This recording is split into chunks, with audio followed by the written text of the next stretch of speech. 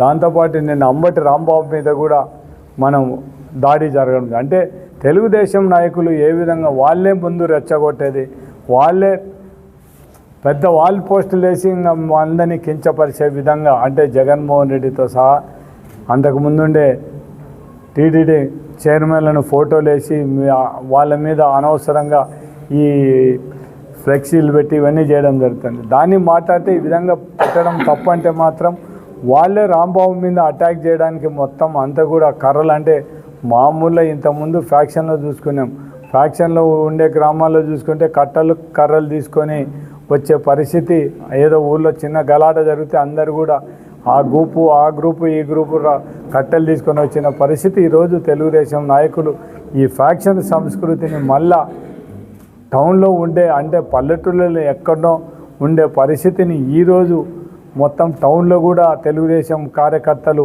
వాళ్ళందరూ కూడా, ఒక ఎమ్మెల్యే వాళ్ళ భర్త కూడా వచ్చి ఈ విధంగా ప్రోత్సహించే పరిస్థితి ఉంటుంటే మాత్రం చాలా అన్యాయం. ఈరోజు తెలుగుదేశం ప్రభుత్వం ఒక గూండా రాజ్యంగా, పోలీసులు కూడా వ్యవస్థ నిర్వీర్యమైన పరిస్థితి, అంటే వాళ్ళ ఎదురుగానే దౌర్జన్యం జరుగుతూనే కూడా వాళ్ళని కొట్టనీకి పోతేనే కూడా ఏం నివారించలేని పరిస్థితిలో పోలీస్ శాఖ ఉంటే మాత్రం ఒక్కసారి పోలీసులను కూడా వాళ్ళకు విజ్ఞప్తి చేస్తున్నాం, మీ వ్యక్తిత్వ ధర్మాన్ని మీరు నెరవేర్చండి. ఎవరు అధికారం ఉంటే వాళ్ళకు సపోర్ట్ చేశామనుకుంటే చాలా కష్టమవుతుంది. అధికారం ఎవరికి శాశ్వతం కాదు.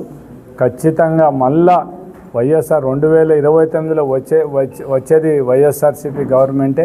ఖచ్చితంగా ఎవరైతే అధికారులు ఈ విధంగా ప్రోత్సహిస్తున్నారో వాళ్ళని ఖచ్చితంగా మా గవర్నమెంట్ వచ్చిన తర్వాత మాత్రం మీరే ఒక్కసారి ఆలోచించుకోండి. తప్పు చేసింటే ఎవరి మీదైనా యాక్షన్ తీసుకొని, ఒకవేళ రాంబాబు గారు మాట్లాడిన తప్పు అయితే, కానీ అంతకుముందు మీ వాళ్ళు ఏం ఆలోచించాల్సిన అవసరం ఉంది. ఒకవేళ రాంబాబు గారు మాట్లాడే తప్పు అయినా కూడా కావాలంటే మీరు కేసు పెట్టుకొని, కానీ ఇళ్ళ మీదకి పోయి ఇంట్లో ఫర్నిచర్ ధ్వంసం చేయడం, ఆయన మీద హత్యా ప్రయత్నం చేయడం అనేది ఎంతవరకు. దాంతోపాటు మన భూమన కరుణాకర్ రెడ్డి ఇంటి మీదకైతేనే, విడుదల రజనీ ఇంటి మీదకైతే, బ్రహ్మనాయుడు ఇంటి మీదకైతే కూడా, మళ్ళీ తర్వాత అంబటి రాంబాబు, ఇవన్నీ కూడా ఏ విధంగా మనం చూడాలి. ఒక్కసారి తెలుగుదేశం నాయకుడు చంద్రబాబు నాయుడు కూడా ఇటువంటి ప్రోత్సహిస్తే మాత్రం మీ పరిపాలన ఏదో గుండా రాజ్యమా, లేకుంటే ప్రజలు మిమ్మల్ని మెచ్చి ఓట్లేసి గెలిపించినందుకు మీరు ఈ రాష్ట్రం నుండే ప్రజలకు ఈ విధంగా పరిపాలన చేయాలని మీరు డిసైడ్ చేసుకున్నారా?